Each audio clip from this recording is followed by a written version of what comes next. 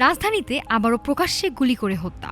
স্বেচ্ছাসেবক দলের নেতা আজিজুর রহমান মুসাব্বিরকে গুলি করে হত্যা করেছে দুর্বৃত্তরা। ঘটনার পরপরই দৌড়ে পালিয়ে যেতে দেখা যায় হামলাকারীদের। মঙ্গলবার রাত ৮টা ২০ বসুন্ধরা সিটির পেছনে স্টার হোটেলের সামনে মুসাব্বিরকে লক্ষ্য করে এলোপাতাড়ি গুলি চালায় দুর্বৃত্তরা। ৫টি গুলির মধ্যে একটি গুলি লাগে মুসাব্বিরের পেটে। গুরুতর আহত অবস্থায় তাকে প্রথমে একটি বেসরকারি হাসপাতালে নেওয়া হয়। পরে ঢাকা মেডিকেল কলেজ হাসপাতালে নেওয়া হলে চিকিৎসক তাকে মৃত ঘোষণা করেন। এই ঘটনায় আবু সুফিয়ান নামে আরও একজন গুলিবদ্ধ হন। তিনি কারওয়ানবাজার ভ্যান মালিক সমিতির সাধারণ সম্পাদক। বর্তমানে তিনি চিকিৎসাধীন। পুলিশ জানিয়েছে, অজ্ঞাত পরিচয় বন্দুকধারীরা এই হামলা চালিয়েছে। হত্যাকাণ্ডের রহস্য উদ্ঘাটনে তদন্ত চলছে।